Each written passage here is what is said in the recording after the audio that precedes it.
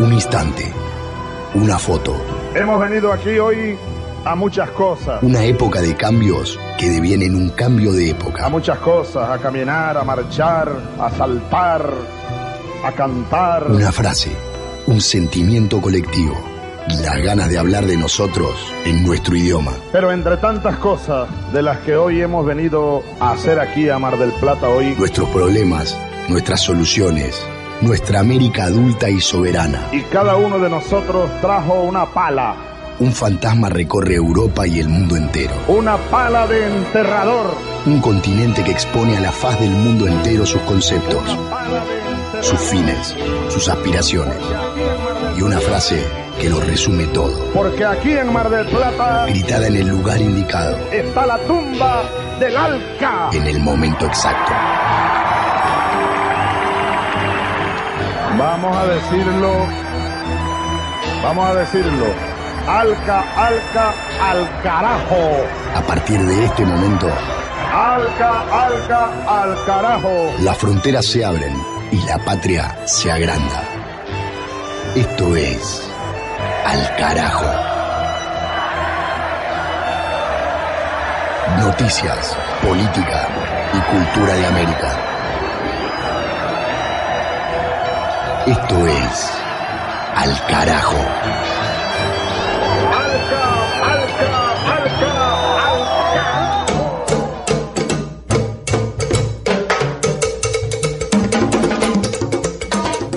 Programa 31, 31º Al Carajo de este año 2019, en nuestra 10ª temporada de aire, transmitiendo la realidad política latinoamericana. Acá empezamos, el equipo compuesto por quien habla, en este micrófono, Pablo Daniel Ovín, mi nombre, en la conducción y en la producción periodística del espacio, junto a Mavi Sosa, en la música, la literatura y las plataformas virtuales. En esta emisión, título: El paso de los presidentes sudamericanos por la 74ª Asamblea General de la ONU en Nueva York. Vamos a trazar un informe post-asamblea que dejó cruces entre los gobiernos, siempre en esa frontera política que divide a la región, a Latinoamérica, entre izquierdas y derechas, progresistas y conservadores, populistas y republicanos, o como quieran llamar a los dos bandos en pugna en el ordenamiento geopolítico de esta parte del mundo. Y siempre con Venezuela como blanco de disputa. Aunque a esta nueva Asamblea de Naciones Unidas, los países del sur llegaron también con temas de alta importancia y de urgencia, como los incendios en la Amazonía, la vuelta a las armas de un sector de la FARC, la deuda externa y el aumento de la pobreza, entre otros. Otra parada también de este capítulo de Al Carajo será el TIAR, el Tratado Interamericano de Asistencia Recíproca, que los gobiernos alineados con Estados Unidos votaron a activar en contra de Venezuela, habilitando el escenario para una intervención militar, movimiento que sacudió la estantería regional y provocó la renuncia de Uruguay. El TIAR es una jugada de Trump para invadir un país soberano, afirmó el canciller Nin Noboa, representante diplomático del gobierno de Tabaré Vázquez. También otras noticias: el estado de Oaxaca en México despenalizando el aborto, histórico para América Latina. Otra, denuncia de abusos sexuales en la Iglesia Católica en Panamá, gran escándalo en el país centroamericano. Otra más, crisis humanitaria en el Caribe colombiano por el aumento de asesinatos de líderes sociales y de la violencia política, todo en el marco de la campaña electoral para las elecciones regionales del 27 de octubre de Colombia, donde se eligen 32 gobernadores y los alcaldes de todos los municipios del país. Para el apartado musical vamos a pasar también por Colombia, por el Caribe. Mavi al frente, ¿qué dice? Hola Pablo, hola la audiencia de Al Carajo. En este episodio vamos a entrar a Colombia a través del ritmo de los vallenatos. Esta música, estos sonidos que tienen mucho de Caribe y que caracterizan toda la zona de Santa Marta. Mucho acordeón va a haber entonces para ese segmento de este capítulo de Al Carajo. Y también con Mavi, letras de nuestra América. En literatura nos acercamos a Puerto Rico a través de la poesía de Julia Burgos, una poeta y escritora de ese país. que luchó mucho por la independencia de Puerto Rico, defendió las causas obreras y fue una de las precursoras del feminismo. Julia Burgos vivió en Nueva York, donde denunció a través de sus escritos la marginación en la que vivían sus compatriotas en esa ciudad. En 1936 se unió a las Hijas de la Libertad, la rama femenina del Partido Nacionalista de Puerto Rico. Este grupo político estaba liderado por Pedro Albizu Campos y promovía el ideal de independencia. Julia Burgos publicó solo 2 libros de poemas en 20 surcos en el año 1938 y Canción de la Verdad Sencilla en el año 1939. Son los poemas donde sienta esta leyenda que es esta mujer feminista de Puerto Rico. Julia Burgos nació el 17 de febrero de 1914 y murió el 6 de julio de 1953. Al Carajo Radio, página de Facebook, alcarajolatinoamerica@gmail.com, nuestro correo electrónico para la comunicación. 30 radios en Chile, Uruguay, Argentina y España ponen en el aire, en sus antenas, este programa. También estamos en YouTube, canal Al Carajo, y en la plataforma iVoox, iVoox.com/alcarajo2019. Planteado el recorrido principal de este capítulo, iniciamos ya el viaje latinoamericano. Política, historia, economía, pueblos originarios, géneros, luchas sociales, música y cultura de América Latina y el Caribe. Y también acá, ahora, las primeras noticias de esta emisión en Al Carajo, país por país, pueblo por pueblo. Del Atlántico a los Andes, del cerro a la cordillera. Al Carajo. Las noticias de América.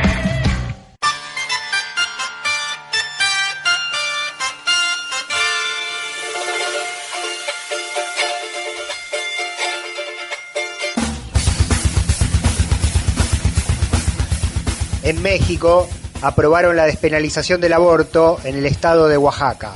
El Congreso de esa jurisdicción, ubicada en el sur del país, votó a favor de una reforma al Código Penal local para permitir que las mujeres puedan interrumpir el embarazo hasta la semana 12 de gestación sin ser pasibles de sanciones legales. Hasta esta modificación, la pena por efectuarse un aborto iba de 6 meses a 2 años de prisión. El resultado del debate legislativo fue de 24 votos a favor y 12 en contra, convirtiendo a Oaxaca en el segundo distrito de la nación en despenalizar la interrupción voluntaria del embarazo, detrás de la Ciudad de México, la capital del país.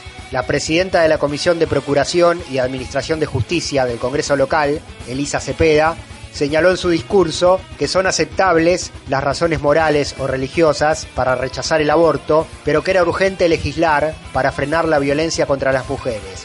Cepeda afirmó que cada año se realizan solo en Oaxaca más de 2.300 abortos, sin contar los que se ejecutan de manera clandestina. Por su parte, la diputada Magalí López reclamó en la votación dejar de lado las creencias personales, llamando a los legisladores y legisladoras a votar en orden de Estado, ética pública y compromisos internacionales para reducir el número de muertes de mujeres por abortos mal practicados. No estamos diciendo que el aborto sea un método de planificación, sino que es un asunto de salud y de vida de las mujeres, expresó la legisladora del bloque de Morena, el partido oficialista del presidente Andrés Manuel López Obrador. Al Carajo. En Panamá abren investigación penal por abuso sexual por parte de sacerdotes de la Iglesia Católica. La Fiscalía General inició un proceso por supuestos delitos contra la libertad sexual a miembros de la institución religiosa, en lo que se convirtió en el mayor escándalo en la historia de la curia del país centroamericano. La causa partió de una denuncia pública por una grabación en la cual una persona no identificada y un supuesto cura acordaban la relación de este último con un varón de 17 años. También se filtraron presuntas pruebas de mensajes de texto y un video donde se ve a un sacerdote teniendo sexo con un joven migrante, dando pie a la hipótesis de la existencia de una supuesta red de explotación y prostitución homosexual dentro de la institución católica. Ante todas estas acusaciones, la Arquidiócesis de Panamá negó tener conocimiento de ninguna acusación formal contra alguno de sus sacerdotes y reafirmó su irrestricto compromiso con la búsqueda de la verdad y la justicia. En una segunda instancia, en un acto de reconocimiento no explícito, la Conferencia Episcopal confirmó la separación de 3 presbíteros por conductas inapropiadas y escandalosas. Y en un mensaje para sus fieles, afirmaron que la Iglesia es santa porque ha sido instituida por Jesucristo, pero también puede ser pecadora porque está formada por hombres y mujeres pecadores. Las organizaciones de defensa de los derechos de los niños y adolescentes de Panamá recordaron que no se trata del primer escándalo sexual de la iglesia del país, apuntando a los antecedentes del año 2002, cuando un sacerdote de la provincia de Coclé fue declarado responsable de abuso a una menor de 16 años, y del 2005, cuando el párroco de Atalaya fue condenado a 20 meses de prisión por acoso sexual contra 3 estudiantes. Al carajo. En Colombia piden la declaración de crisis humanitaria en el departamento de Córdoba. Legisladores de la oposición convocaron a una audiencia pública ante el Congreso para denunciar la situación que atraviesa esa región del país, donde aumentaron los asesinatos de líderes sociales, los desplazamientos forzosos de pobladores y campesinos y las persecuciones políticas. A la misma fueron convocados la Defensoría del Pueblo, el Ministerio de Defensa, el Ministerio de Justicia, el Alto Comisionado para la Paz, la Consejería Presidencial para la Estabilización y Consolidación, la Fiscalía General de la Nación, la Procuraduría General, el gobernador local y los alcaldes de los municipios afectados. También acudieron organizaciones sociales territoriales, nacionales y de derechos humanos, junto a voceros de las comunidades indígenas, grupos LGTBI y ex guerrilleros de la FARC. En el encuentro se puntualizó que la violencia creciente en el sur del departamento de Córdoba ha causado el desplazamiento de más de 775 familias campesinas e indígenas, 812 menores de edad y 2.256 personas. Además, se advirtió que líderes y lideresas adheridas al programa de sustitución de cultivos vienen siendo perseguidos, amenazados y asesinados, y que desde la firma del acuerdo de paz entre el Estado y la FARC han sido ultimados 35 líderes sociales. En la audiencia se exigió al gobierno nacional del presidente Iván Duque que declare de manera inmediata la crisis humanitaria en esa región y que aplique todos los recursos del Estado para proteger la vida y los derechos de las comunidades amenazadas. La senadora Victoria Sandino, integrante del bloque de la Fuerza Alternativa Revolucionaria del Común, el partido político formado por los ex guerrilleros de la FARC plegados al proceso de paz, habló de la situación en este territorio del Caribe colombiano.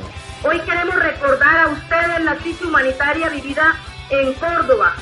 Este es un departamento en el que confluyen muchas de las causas que han generado y mantienen la violencia en Colombia. El paramilitarismo, la concentración de la tierra, la intención de la entrada de la megaminería en el territorio, la existencia de cultivos de uso ilícito, sin contar con una aguda crisis de gobernabilidad producto de las prácticas corruptas de algunos políticos que dejan al territorio en un trágico escenario de pobreza y desigualdad. Todas estas causas se han convertido en un caldo de cultivo para que en Córdoba se reproduzcan ciclos de violencias interminables que siguen cobrando víctimas y profundizan la crisis de derechos humanos a diario. Al carajo. Una mirada al sur desde el sur. Este tramo del calendario latinoamericano que estamos atravesando con este programa tiene una marca fuerte. 4 de octubre de 2009 moría Mercedes Sosa. 10 años ya de la partida física de la voz que fue y es pieza fundamental de la identidad latinoamericana. La hacemos sonar en Al Carajo a la negra. Esto es Fuego en Animaná. Dicen que yo de solo estar fui apagándome como la luz lenta y azul de un atardecer. Piensan que estoy secando el sol de la soledad, que por estar en mi raíz ya no crezco más. Es que ya soy esa que soy, la misma no más. Mujer que va buscando ser en la eternidad. Si es por saber de dónde soy de Animaná.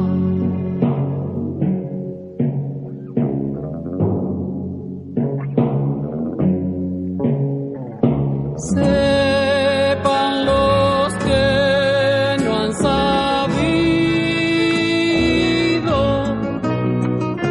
que no estoy de solo estar.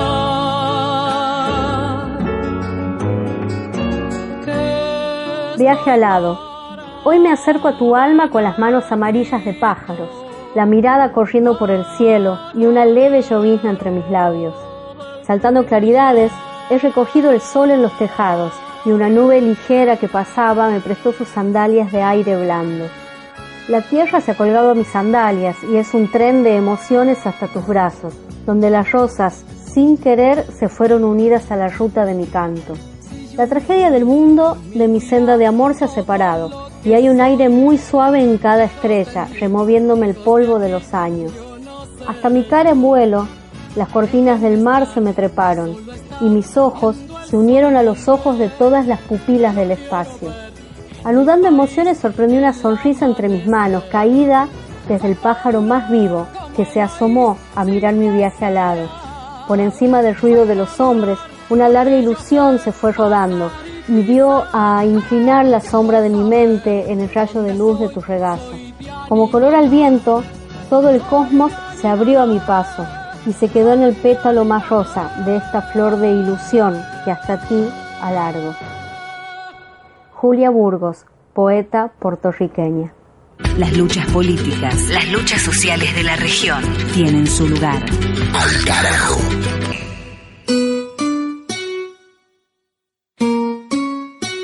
Bueno, vamos a la ONU, la edición número 74 de la Asamblea General de las Naciones Unidas, transcurrida en Nueva York, la llamada capital del mundo, entre el 21 y el 27 de septiembre, con los discursos de los presidentes, con su cumbre sobre juventud, la reunión sobre cambio climático, el Consejo de Derechos Humanos, el Consejo de Seguridad y todos los suborganismos que actúan dentro del foro que aglutina a todos los países del planeta Tierra.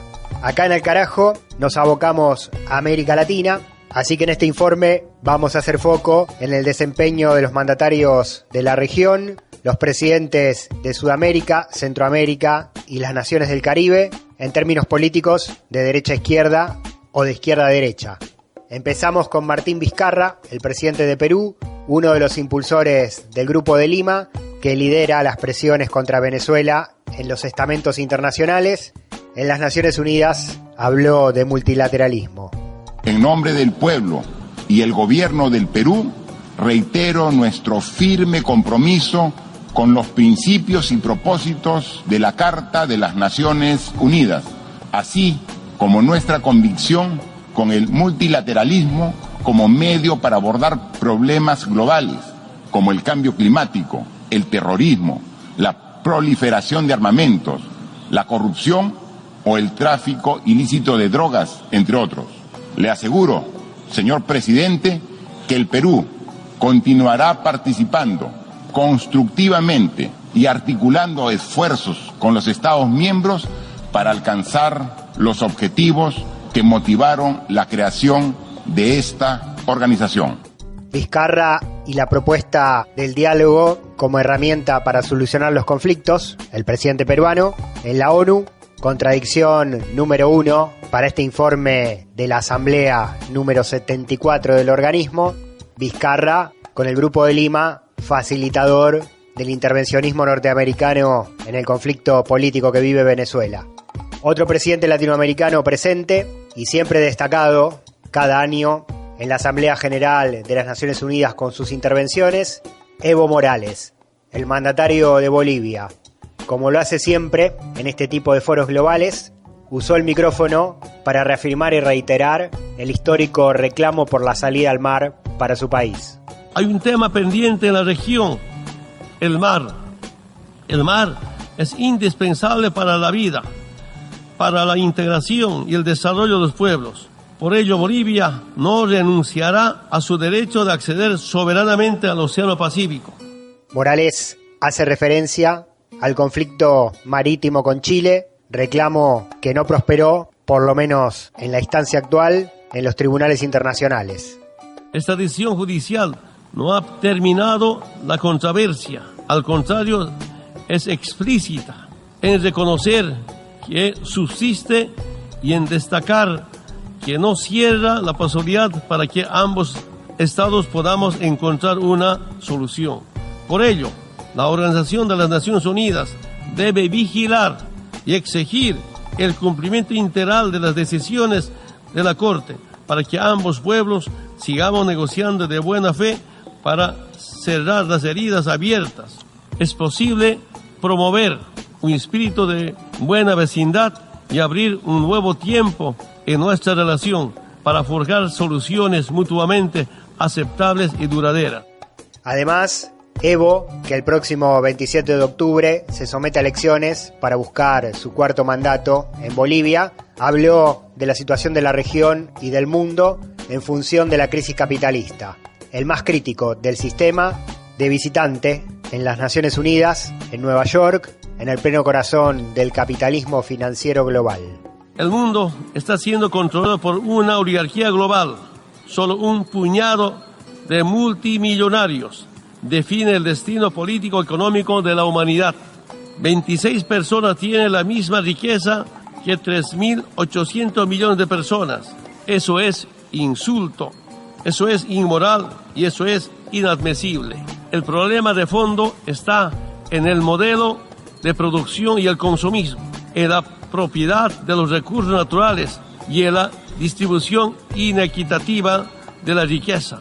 Digámoslo con mucha claridad, la raíz del problema está en el sistema capitalista. Otro presidente que fue discordante y crítico del sistema global, pero en otro sentido distinto al de Evo Morales, fue el presidente de El Salvador, Nayib Bukele. En lo que fue su primer discurso en las Naciones Unidas como mandatario, Bukele cuestionó la utilidad de la Asamblea y de ese tipo de encuentros políticos entre los líderes mundiales, y lo hizo desde su actitud de presidente moderno 5.0. En El Salvador, justamente a Bukele se lo acusa de gobernar por Twitter y estar más tiempo en las redes sociales que en el Palacio de Gobierno, y eso mismo trasladó Bukele a la Asamblea General de las Naciones Unidas número 74. El salvadoreño subió al estrado con las banderas del mundo a sus espaldas, se sacó una selfie, la subió a sus redes sociales y le dijo esto a los mandatarios del mundo presentes. Estar aquí ante ustedes en esta Asamblea General número 74 es un privilegio y un honor que quise compartir con el mundo, ya que el mundo, el nuevo mundo, ya no está en esta Asamblea General, sino en el lugar a donde irá esta foto, a la red más grande del mundo, donde miles de millones de personas están conectadas prácticamente todo el tiempo y casi en todas las facetas de la vida. Créanme, muchas más personas verán esta selfie que las que escucharán este discurso. Espero que haya salido bien. Y es que, aunque no lo queramos aceptar, la red cada día se vuelve más el mundo real y este formato de asamblea se vuelve cada vez más obsoleto. Hemos oído muchas buenas ideas, muchos discursos interesantes, pero realmente la forma en que venimos hablando aquí no ha cambiado desde hace 74 años. El mundo ha cambiado y la Asamblea General continúa siendo la misma.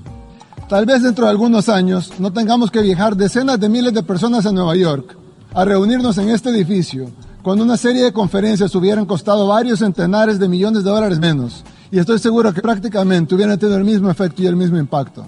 Además, que las personas que vienen acá no tendrían que dejar a sus familias, amigos, vidas y quehaceres diarios por venir a una serie de reuniones de las que cada vez menos personas están pendientes. Y no es que las Naciones Unidas o su Asamblea General sea obsoleta, aunque vamos en ese camino si seguimos así, pero tenemos aún la gran oportunidad de aprovechar esta gran red que se está construyendo bajo nuestros ojos, para no solo salvar nuestra relevancia, sino que multiplicarla exponencialmente. Las voces de América Latina y el Caribe en la última Asamblea General de Naciones Unidas realizada en Nueva York en la última semana de septiembre. El tema Venezuela y la presión contra Maduro fue otro de los ejes presentes, tercerizado por el jefe Trump a sus gobiernos voceros que tiene siempre dispuestos al sur del río Bravo. La punta de lanza fue en la ONU el presidente colombiano Iván Duque, con crisis humanitaria interna, violencia política, narcotráfico dentro de sus fronteras, pero viendo la paja en el ojo ajeno y apuntando todo, absolutamente todo, contra Maduro. Es el momento de llamar las cosas por su nombre. La dictadura venezolana es un eslabón más de la cadena del terrorismo transnacional. Sus estructuras corruptas son servidoras de los carteles de la droga. Sus alfiles son secuaces de la mafia y alimentan la violencia en Colombia. Refugian asesinos y violadores de niños y quieren ignorar por completo cualquier norma. Por supuesto, quienes pretenden ignorar todos estos hechos terminan convertidos en cómplices de la dictadura. Mi gobierno tiene pruebas fehacientes y contundentes que corroboran el apoyo de la dictadura a grupos criminales y narcoterroristas que operan en Venezuela para atentar contra Colombia. Como presidente de Colombia, haré entrega de las evidencias que sustentan esta afirmación al presidente de la Asamblea y al secretario general de la Organización de las Naciones Unidas. Ante la comunidad internacional, presentamos la lista de una cuadrilla de menos de 20 criminales que traicionaron la generosidad de los colombianos y hoy residen en Venezuela al ancho de todas las capacidades logísticas promovidos por la dictadura. También revelamos en este reporte la ubicación de más de 1.400 hombres en armas pertenecientes a los bloques más peligrosos del ELN y 207 ubicaciones controladas por esta organización criminal en territorio venezolano. También incluimos los testimonios de los ciudadanos venezolanos que se quejan de la presencia del ELN en su territorio y la inocultable presencia de delincuentes en campos de entrenamiento, así como la existencia de 20 pistas de aterrizaje al servicio del narcotráfico. Esta evidencia inequívoca prueba el auspicio, el patrocinio y el apoyo de la dictadura de Nicolás Maduro a esas estructuras criminales. Otro presidente sudamericano, al igual que Iván Duque, que ayudó al coro antichavista en la ONU, fue Mauricio Macri. También la Argentina con problemas internos propios, emergencia alimentaria declarada por el Congreso, aumento de la pobreza, deuda externa impagable, debilidad política de Macri, después de perder las elecciones primarias en agosto y con muy pocas posibilidades para retener su mandato en las elecciones del 27 de octubre.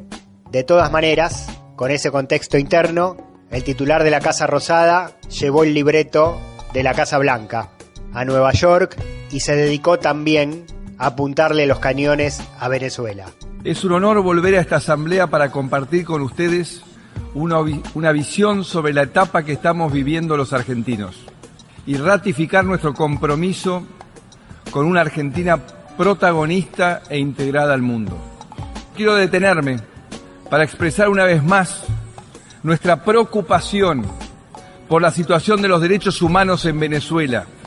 Y dada su gravedad, la Argentina llevará a la Corte Penal Internacional la situación relativa a los crímenes de lesa humanidad de la dictadura venezolana.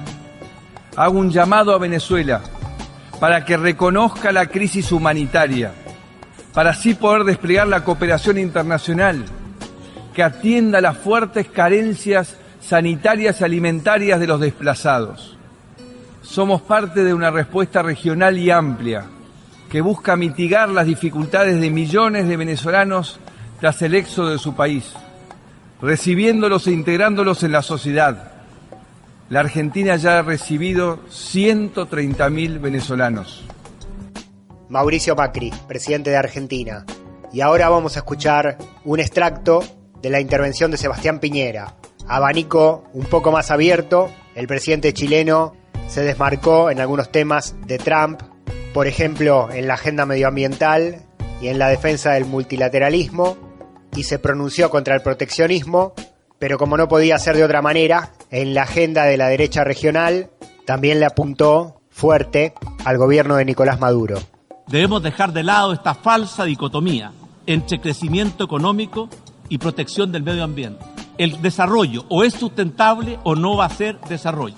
La guerra comercial y de tarifas, que desde hace ya demasiado tiempo enfrenta a las dos mayores potencias del mundo, en lugar de unirse para darnos liderazgo y enfrentar con eficacia estos problemas, estén enfrentados una con otra, dejando un peligroso y grave vacío de liderazgo.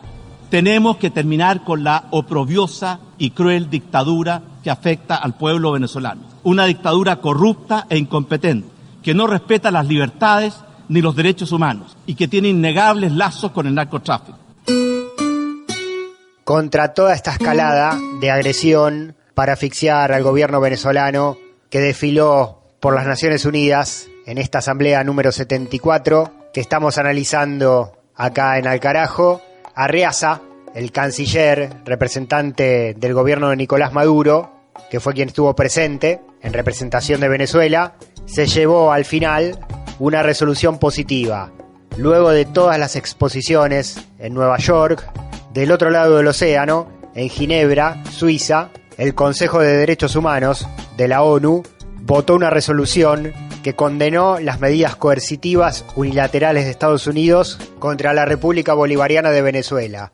Se trató de la primera decisión de un órgano de la Organización de las Naciones Unidas que hace referencia expresa a las consecuencias negativas del bloqueo de Estados Unidos contra Caracas. El documento del Consejo de Derechos Humanos expresa su preocupación por el impacto negativo de las sanciones y afirma que cualquier solución de las controversias tiene que ser pacífica, democrática y constitucional sin ninguna interferencia extranjera. Revés para Donald Trump y para todo su séquito de gobiernos sudamericanos, cómplices y amigos. Trump sale una vez más mal parado en el plano del multilateralismo, más allá del efecto concreto que vaya a tener este pronunciamiento de la ONU a la hora de una invasión o un golpe de Estado pagado por el multimillonario presidente del país del norte. Como sea, Trump y también Bolsonaro, el presidente brasileño, los dos grandes representantes del ala más reaccionaria y más retrógrada, uno el original, el otro la copia barata, dejaron su marca en la ONU, generando repudio y por fuera del tema Venezuela, negando ambos otra vez el cambio climático, criminalizando la migración y dejando su mensaje xenófobo y racista. El futuro no pertenece a los globalizadores, sino a los patriotas. El futuro es de las naciones independientes, soberanas, que protegen a sus ciudadanos, respetan a sus vecinos y rinden tributo a las diferencias que hacen que cada país sea especial y único.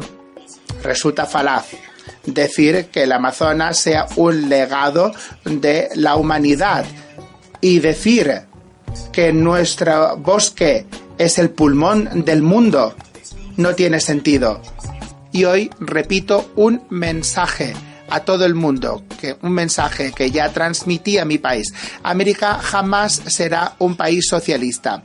Trump y Bolsonaro, con la traducción oficial de la Asamblea General de las Naciones Unidas, y las respuestas a esto de la vereda de enfrente de los cancilleres de Venezuela, Jorge Arriaza, y de Cuba, Bruno Rodríguez.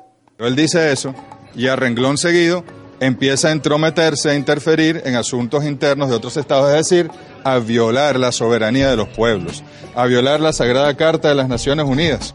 Un discurso calumnioso, con el manejo de la mentira que es típico de la política y de la gestión de gobierno del presidente Trump.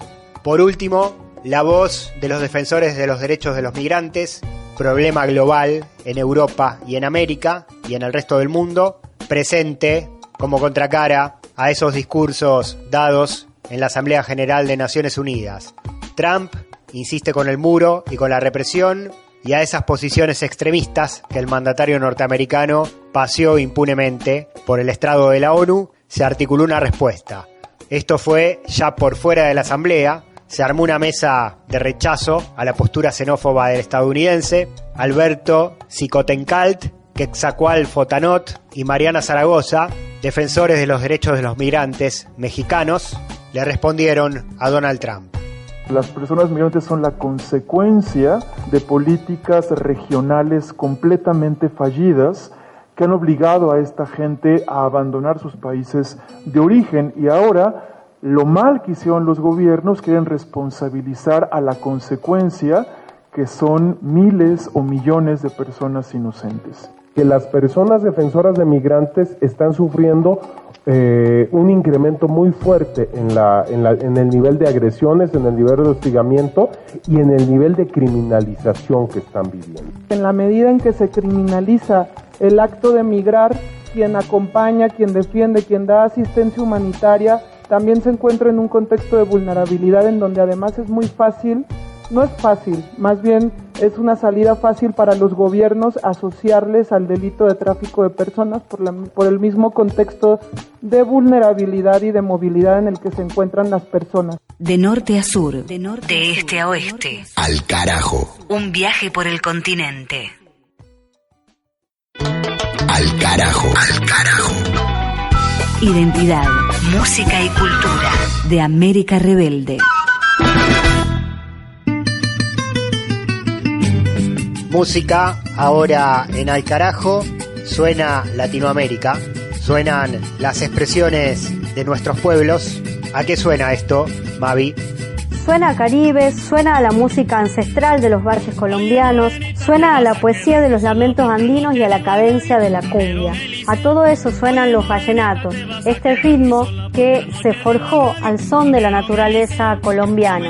En este episodio vamos a hablar de él, vamos a hablar de los vallenatos, vamos a hablar del origen de este amoroso ritmo. Pero de recuerdo te deja un paseo que te habla. Tal como lo conocemos hoy, el vallenato nace en una amplia región de Colombia, rodeada por los ríos Magdalena, César y Ranchería, además del Mar Caribe. Tiene más de 2 siglos de vida y se dice que nace de los cantos con el que los trabajadores de las haciendas acompañaban sus jornadas de trabajo a la hora de agrupar y de guardar el ganado. Después, esos cantos eran grandes historias que luego se convirtieron en vallenatos. Adiós morenita, me voy por la madrugada, no quiero que me llore porque me da dolor. A diferencia de otros estilos caribeños, el acordeón fue el instrumento clave de los vallenatos. La rítmica propia, pero emparentada a los otros sonidos de la zona, provocaron que se lo nombrara como merengue, cumbia, paseos, hasta que finalmente encontró su propia denominación. Como todo nacido en el valle, tomó el nombre de vallenato. Su instrumentación se basa en 2 tipos de instrumentos de percusión, la caja y la guacharaca, todo creado en base a cueros y maderas, y al acordeón. A medida que pasó el tiempo se fue extendiendo hacia otras zonas y ahí fue sumando otros instrumentos. Sumó flautas, gaitas y por supuesto guitarras. Lo que siempre está claro cuando se habla del vallenato es que tiene que haber un acordeón. El vallenato tiene diferentes escuelas de acuerdo a su zona geográfica y diferentes estilos de acuerdo a la instrumentación y a la rítmica. De una de estas escuelas aparece Alejandro Durán, referente del vallenato puro, del también llamado vallenato, que se desarrolla en el centro y en el sur de La Guajira. También conocido como el Negro Alejo, Durán fue un acordeonero y compositor prolífico dentro del vallenato tradicional. En el año 1969 ganó el concurso de acordeoneros en el primer Festival de la Leyenda Vallenata y se convirtió de ese modo en el rey de la vallenata. Durán gustaba de contar historias tristes en sus vallenatos, y así recurrió a la historia de su colega Juancho Polo, que cuenta en la hermosa canción Alicia Dorada la trágica historia de la muerte de su compañera, que murió sola en su casa mientras él estaba de parranda. Por Alejo Durán escuchamos Alicia Dorada. Alicia mi compañera, qué tristeza, Alicia mi compañera, qué dolor, y solamente a Valencia y hombre el guayabo le dejó, y solamente a Valencia y hombre el guayabo le dejó.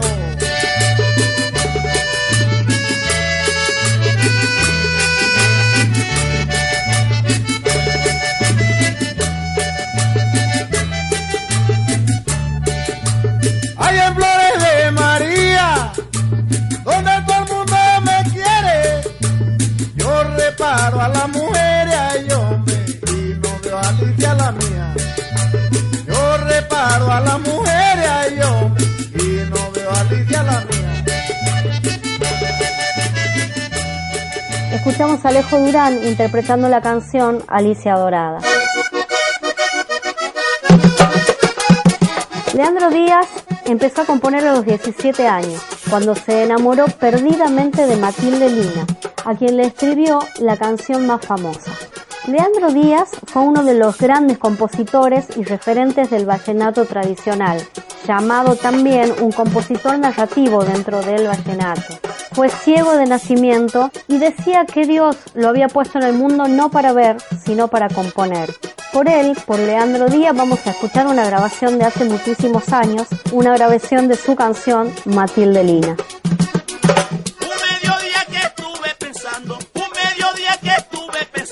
En la mujer que me hace soñar, las claras aguas del río Tocaimo me dieron fuerzas para cantar. Llegó de pronto a mi pensamiento esta bella melodía, y como nada tenía, aproveché en el momento. Como nada tenía, aproveché en el momento.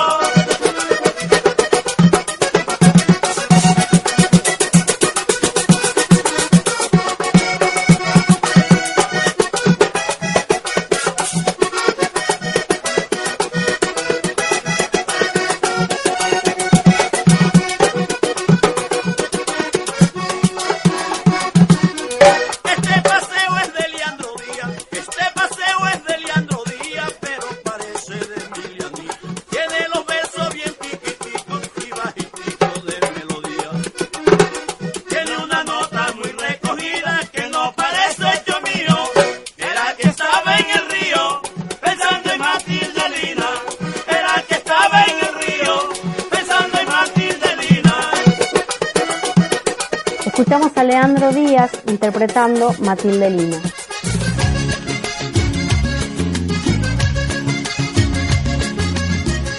Carlos Vives nació cuando los grandes referentes del vallenato ya tenían una carrera consolidada.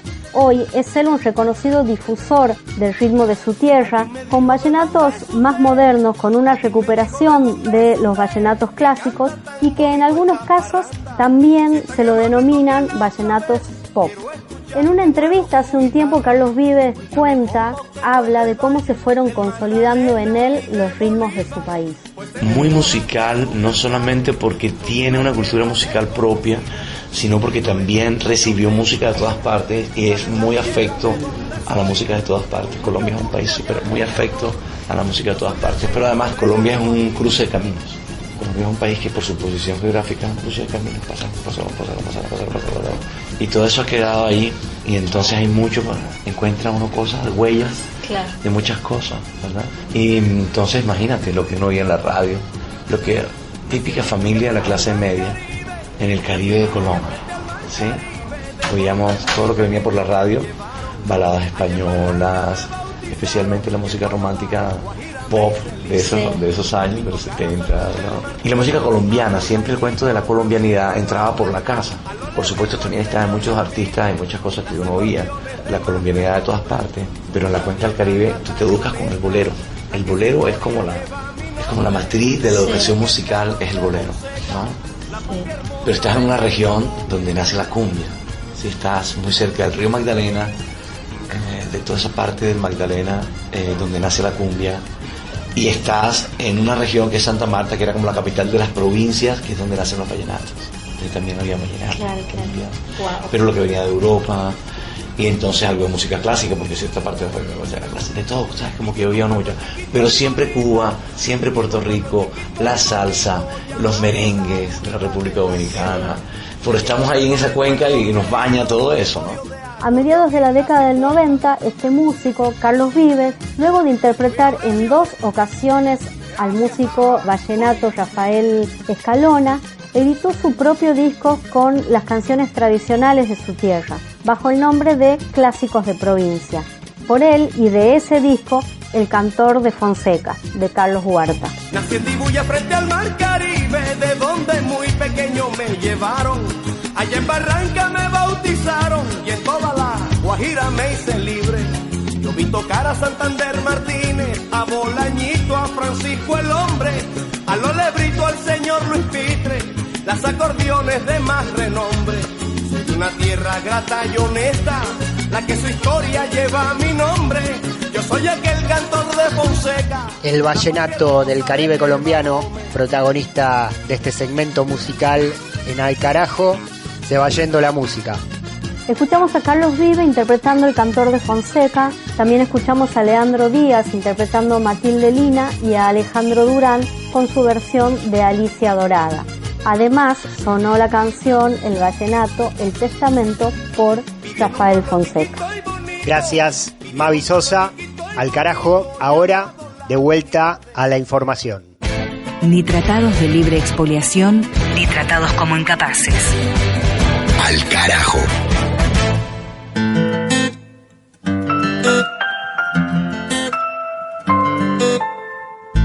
Uruguay pateó el tablero y se retiró del TIAR, el polémico Tratado Interamericano de Asistencia Recíproca, utilizado varias veces en la historia, a gusto y a necesidad del intervencionismo norteamericano.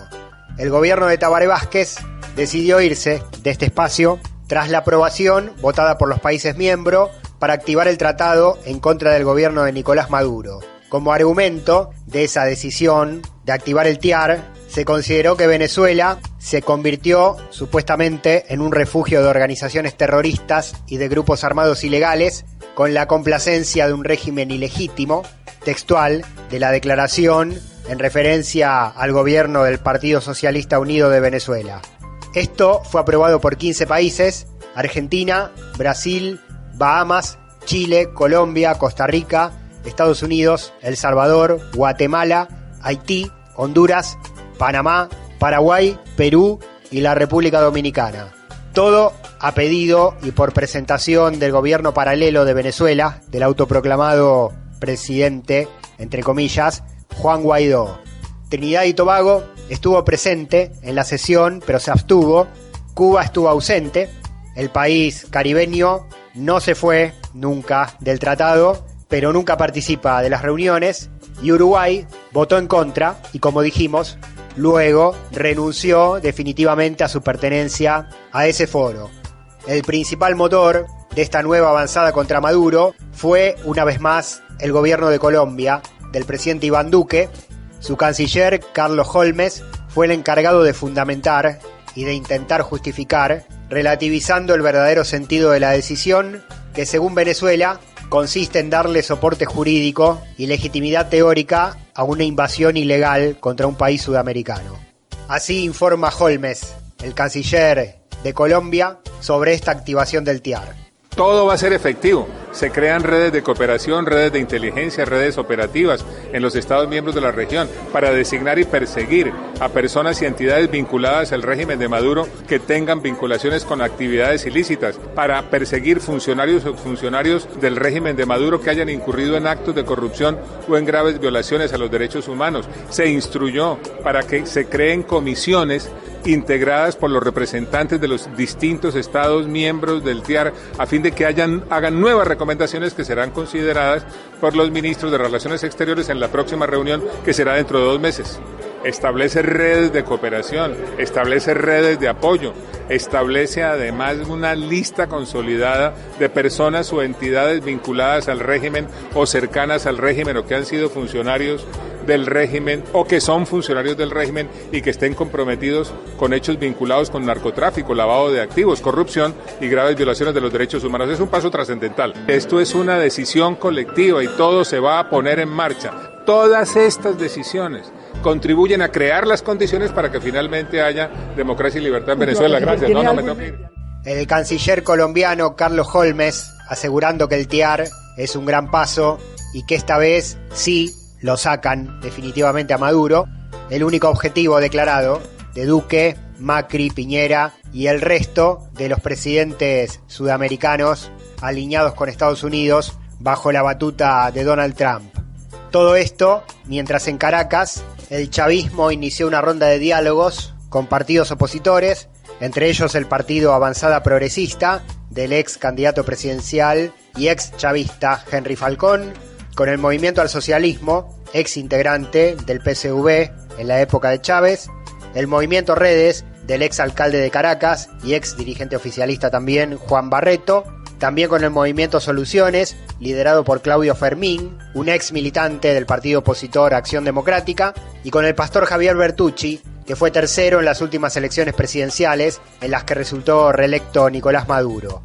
El TIAR, ahora invocado contra Venezuela, ya había sido utilizado en la historia, por ejemplo, para concretar la invasión norteamericana contra Guatemala en 1954, para derrocar al presidente nacionalista Jacobo Arbenz, en la invasión a Granada en 1983, cuando 7.000 marines estadounidenses desembarcaron en la isla caribeña para voltear a un flamante gobierno socialista que había tomado el poder.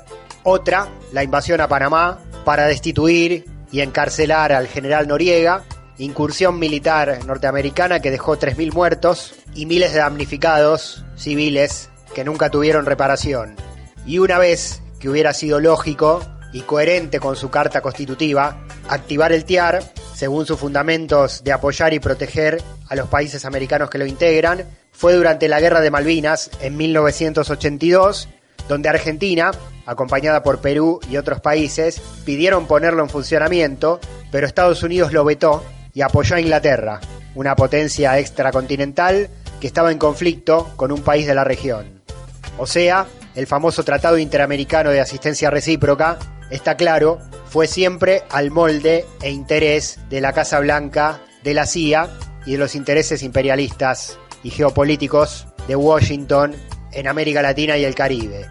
Esta vez también denuncia Venezuela, convalidado por otros 14 países, muchos de ellos víctimas durante su historia de agresiones imperialistas del norte. Sin embargo, ahora sus gobiernos acompañando al amo en su interés de intervenir militarmente en un territorio sudamericano.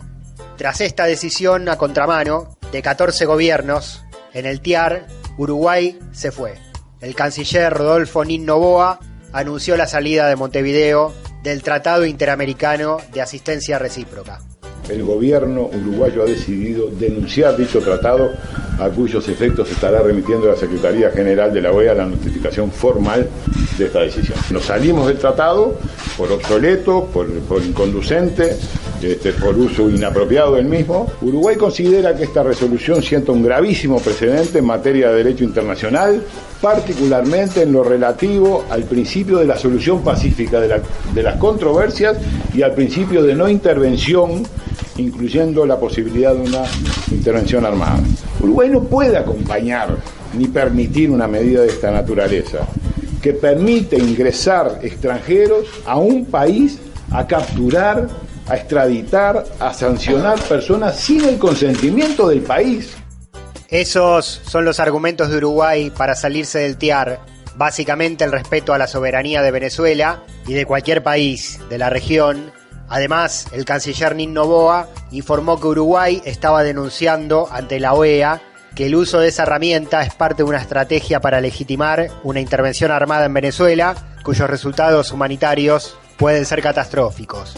Todo este debate por el Tratado Interamericano de Asistencia Recíproca también llegó a las Naciones Unidas en el marco de la Asamblea General número 74, de la cual un par de bloques atrás, en este mismo capítulo de Al Carajo, hicimos informe y análisis del papel de los gobiernos sudamericanos y también porque allí sucedieron de la misma forma las estocadas contra Venezuela de Duque, Macri, Piñera y otros tantos. El canciller de la República Bolivariana de Venezuela, Jorge Arriaza, llevó el asunto al Consejo de Seguridad de las Naciones Unidas. Arriaza denunció que la aplicación del tratado contra su país es inválido, ya que Venezuela no pertenece al mismo. Caracas renunció junto al resto de los estados integrantes del ALBA años atrás. Fue Juan Guaidó, el falso presidente paralelo autoproclamado y reconocido por Estados Unidos y un puñado de países, el que pidió el reingreso de Venezuela y que solicitó la reactivación del convenio en contra de su propio país, según el Palacio de Miraflores, sin representación ni legitimidad, porque, reafirman, el único gobierno del país bolivariano es el gobierno constitucional y elegido por el pueblo, el del presidente Nicolás Maduro. Arriaza habló en Nueva York en una contracumbre paralela a la Asamblea Oficial de la ONU, convocada por el ALBA-TCP, la Alianza Bolivariana para Nuestra América, Tratado de Comercio de los Pueblos. Es ilegal la manera como se convoca esa supuesta cesión del Tratado Interamericano de Asistencia Recíproca. Venezuela no forma parte del TIAR. Surge entonces una componenda legalista, falsa, reconocen a un gobierno de una asamblea, de un parlamento paralelo que dice representar a Venezuela y tratan de convocar a un organismo vetusto, viejo, caduco, vencido, inútil.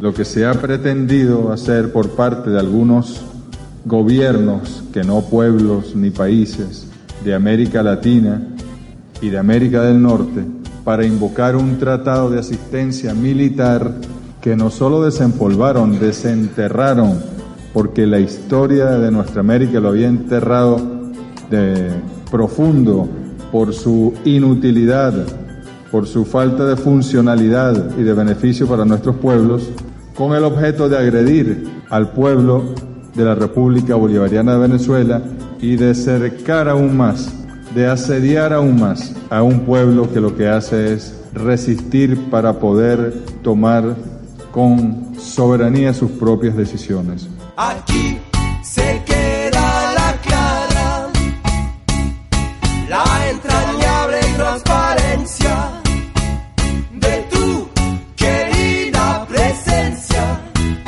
comandante Che Guevara. Final del programa número 31, 10ª temporada, año 2019, de Al Carajo, acá, con esa noticia, con ese desarrollo, salida de Uruguay del TIAR, el Tratado Interamericano de Asistencia Recíproca, herramienta imperialista de injerencia, denunció el gobierno de Tabaré Vázquez. Tuvimos también info desde Panamá, desde Colombia, desde México, más crónica y análisis del papel, en algunos casos papelón, de los presidentes latinoamericanos en la pasada Asamblea General de Naciones Unidas, la número 74, realizada en Nueva York. Hubo poesía de la mano de Mavi Sosa, con la letra de Julia Burgos, escritora de Puerto Rico. Hicimos sonar a Mercedes Sosa, cumpliéndose 10 años de su muerte, y paseamos por el vallenato del Caribe colombiano, con testimonio de Carlos Vives incluido. Mi nombre, Pablo Daniel Ovín, en la conducción y en la producción periodística, acá cerrando.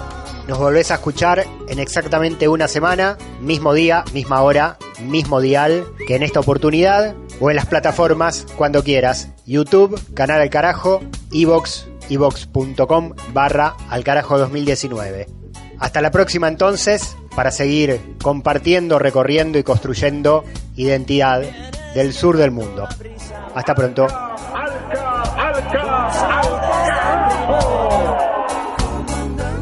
Para plantar la bandera, comandante, con la luz de tu sonrisa, tu amor revolucionario te conduce a nueva empresa, donde espera la firmeza de tu brazo libertario. Aquí se queda la clara, la entrañable transparencia de tu querida presencia, comandante Che Guevara, de tu querida presencia, comandante Che Guevara.